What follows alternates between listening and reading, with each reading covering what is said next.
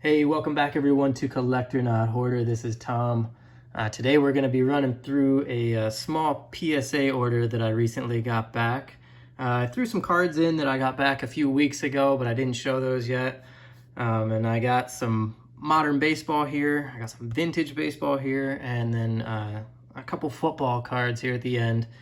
But to get us started, I'm going to start with the 1997 David Ortiz, Wave of the Future rookie card. I got this in a PSA 9. I picked this up a couple years ago on eBay. I really wanted to get some Ortiz rookies that said David Arias on them. So this was one of the first ones that I snagged. And it looked really nice online, and I'm actually pretty happy with the grade. I was thinking it was going to be an 8, maybe a 9. And it got the 9, so I was pretty thrilled with that.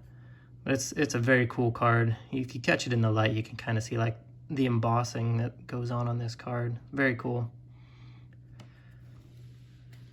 Next up, it's another Ortiz rookie, and it is the Fleer base card here.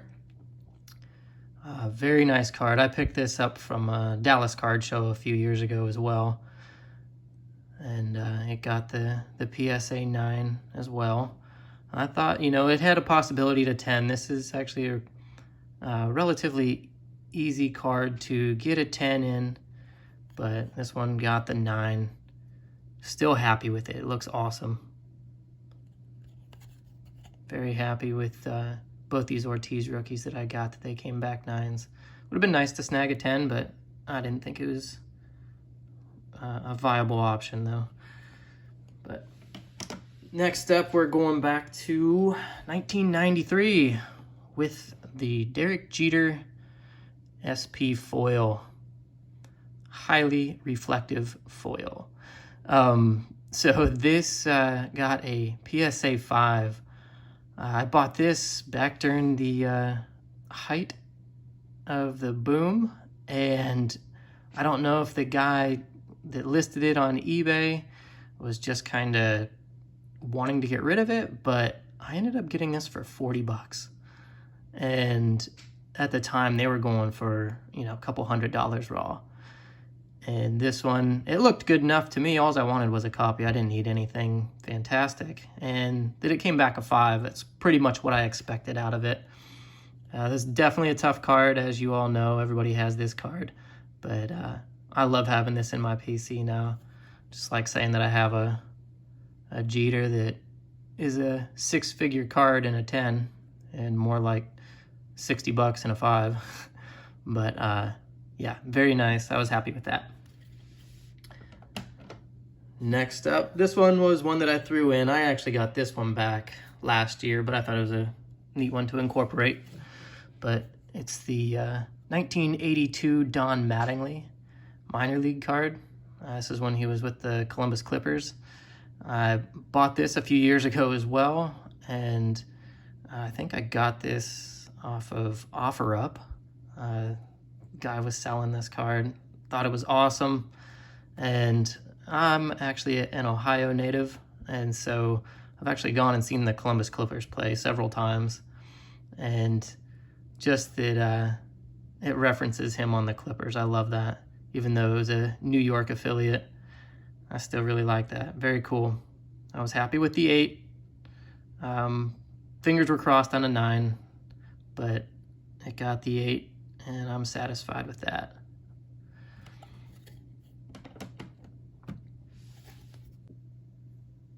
And next up, I have the 1956 Larry Doby. I picked this up at the Dallas Card Show as well. I saw it there and thought it looked amazing. When you look at these things at the show, you do the best you can, and you realize some stuff typically after you get it home that you weren't aware of after you looked it over at the show. But it's really hard to see, but there is just like this faint wrinkle that goes at the top of his head here through his hat, and you can kind of see it on the back. I'm gonna get my hand out of the way so it clears up. but it kind of comes right up through here. But otherwise, this was a phenomenal card. It's a 4, and I don't care. This thing looks great. Centering's pretty good. But overall, like, this year is the year that I want to kind of pick up some more Dobie cards. I only have a couple, but it seems like a lot of guys are going to go after Dobie this year, so I expect maybe the prices they go up. But I should have jumped on him last year whenever I was actually in more of a baseball mode than I am now, but I do want to pick up a few more. Let's see, next is the 1954 Bowman Larry Doby. This got a 2.5. There is a wrinkle that goes right through the card right here. Otherwise, this is a great looking 2.5. Super happy with this. This is actually a card that was given to me several years ago. This was out of my grandfather's collection. And a handful of the cards that I'm going to be showing today actually came from his collection. I was gifted some cards over the years whenever I was a kid. They would be in birthday cards and such. So this was actually one of them that was given to me. So I just wanted to get it slabbed up and preserved. Yes, I could put it in a top loader and do just the same, but I think I like it better just in the holder. You can see that there was like some staining, maybe like some water got on it at some point, but it's not very prevalent, especially through the front. But you know, that crease, the staining, that's your 2.5. Still a great looking card. I just love that picture on this. Next up, another one from my grandfather's collection. Also a gift several years ago. The 1954 Whitey Ford. It's a great image. You know, the 1954 Topps, very cool set. You know, I know a lot of you guys say this is probably one of your favorites, but it's not one of mine. I do like it, but I don't think it's one of my favorites out of the 50s. But still, great card. Came in at a 4. Very happy with that. Next is another one from my grandfather's collection, and that is the 53 Topps Yogi Berra. Came back a 1. This baby had some issues with it. There's a lot of creases through it, a lot of wrinkles, some dog-eared corners. Overall rough shape, but still an awesome card. I love this 53 set. I think it's absolutely gorgeous set. So to get the Berra in case, I love it. Absolutely love it. Next up, also from the 53 set, but I picked this one up myself. This is the 53 Eddie Mathews, and it is way off center. And you know what? With this card, I don't think it looks that bad. And obviously you want the centering to be great, but this was a sharp card. Otherwise, you know, super nice. Picked it up at the card show. Dude gave me a phenomenal deal on it just because it was OC.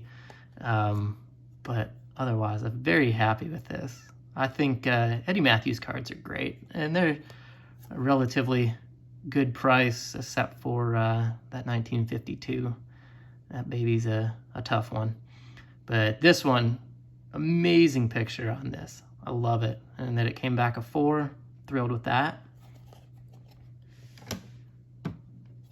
Now from the 1952 Topps set is the Bob Feller. I love this Feller card. I just love Bob Feller, period. You know, being from Ohio myself, I'm no longer in Ohio anymore. I'm in Texas, but Feller is just an awesome one to collect. So just like what I'm doing with Dobie, I'm wanting to target a handful of Feller cards this year as well. But this is definitely one that is like one of the best, I think. The 53 Topps is actually amazing as well. He's just got that big old smile going, but this 52, I just love how that yellow pops on it. So when you got a nice bright background on it, it's great. This I bought online from a guy, and it does have a little paper loss here along the back edge. You can see that there. It's not terrible, but it was enough to knock it down, because otherwise I think this would have been a pretty good candidate for possibly a 4 maybe, because centering's pretty good on it, and the corners aren't awful, but there's that little paper loss on the back that did it. But this is just a fantastic card. We're gonna stick with the Feller theme, and we're gonna go with the 52 Bowman Bob Feller. This is another card from my grandfather's collection. Once again, a gift. But this is kind of what got me into Bob Feller. I probably got this card back when I was, I don't know, maybe 12, 13, 14 years old. And, you know, I wasn't super familiar with Feller because I was more into some modern baseball at the time. But as I got older, you know, really started to appreciate the vintage stuff, as most of us do as we get older. But this was a great card, and I actually had 2 copies of this one. But this one came back a 4. This was the better looking one of the 2. But it's still really nice back to it. There's no stains on it, which you see a lot of stains on the backs of these. But this one, very pleased with that. I love it. I'm gonna stick with the 52 Bowman set for a couple more cards. The next one up is the Pee Wee Reese. This got a PSA 3, and you know what? It's just a very cool pose on this, you know? It's very subtle, but I love it. This was another gift from my grandfather. He obviously treated me well back in the day. Whenever I was really young, I was actually the only grandson for several years, and so he treated me to some baseball cards whenever I was younger. But this looks fantastic. You know, this came back a 3. It looks great. Very happy with the Pee Wee Reese. Another from his collection in the 52 Bowman is the Roy Campanella. So, just so you're aware, these would have been doubles that he had in his collection. I didn't take his only copies, or I didn't get his only copies. He had other copies. He was a collector for a number of years, and so he had some doubles to some things, and picked out some Hall of Famers that he thought would be good for a young guy's collection. And I'm very thankful that he was able to give these to me over the years. But there's the Campanella. Great card. Lastly, then, from the 52 Bowman is something that I picked up from my LCS. And this I got a heck of a deal on, but you'll see why. But this is the 52 Bowman Mini Minoso. I ended up getting this from my LCS, which the guys at my LCS treat me phenomenal. No complaints. But they gave this to me for $15, I believe it was. And I've had this for a little while, but it was in a box of 52 Bowman cards that they had come in at one point, and I was sifting through it and I found this in there. And when you flip it over, there's why I got it for $15, and that would be the reasoning for the grade. So definitely rough, but just having this in my collection, like, I don't even care. Like, this thing looks great. I don't need anything super high end. Most of my stuff isn't high end, so I don't need to start now. But this Minoso card, definitely a cool one to add.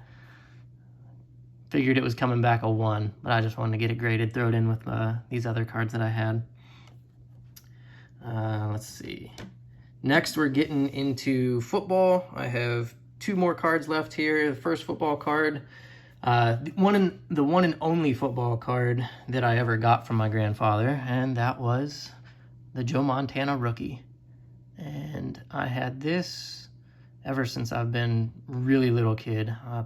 I would say sometime in the early 90s I probably got this. But it came back a PSA 5, and it looks great. You know, all this stuff from my grandfather just kind of gets tucked away. You know, and obviously having a Montana rookie is fantastic. Most of my collection does not revolve around football, but I love having this one just because of where it came from.